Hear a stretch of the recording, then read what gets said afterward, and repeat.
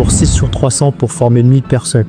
Alors aujourd'hui, on se retrouve au centre de secours. Je vais vous montrer un peu mon quotidien et surtout mon travail dans mon service. Les bacs pro là, on est en train de faire la petite réactivation de mémoire sur la PCMI. Et à côté, on a les stagiaires de 3e qui ont un casque bien spécifique. Mais ça, cette technologie-là, je vous en parlerai plus tard. Ce qui nous intéresse là, c'est juste de comprendre le type de service dans lequel je suis affecté et surtout de savoir comment ça bouge. Généralement, pour les gens, on a la phase visite de l'iceberg, c'est les interventions.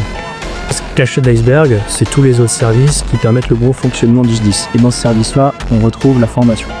Chaque sapeur-pompier, qu'il soit professionnel ou volontaire, commence toujours par une formation initiale. Et puis après, il est envoyé directement sur le terrain pour faire ces fameuses interventions. Tous les jours, les médecins font des recherches et grâce à ça, derrière, ils améliorent les recommandations aux premiers secours. Donc nous, notre objectif dans notre service formation, c'est d'intervenir au moins une fois par an pour pouvoir mettre à jour les équipes dans ces domaines-là. On sait pertinemment que les interventions terrain et les interventions qu'on fait en manœuvre, il y a une petite différence. Limiter la différence pour éviter d'impacter la qualité derrière. Et pour pouvoir préparer ces mises en situation le plus réalistes possible, maintenant, c'est d'organiser ça au sein de mon centre de secours.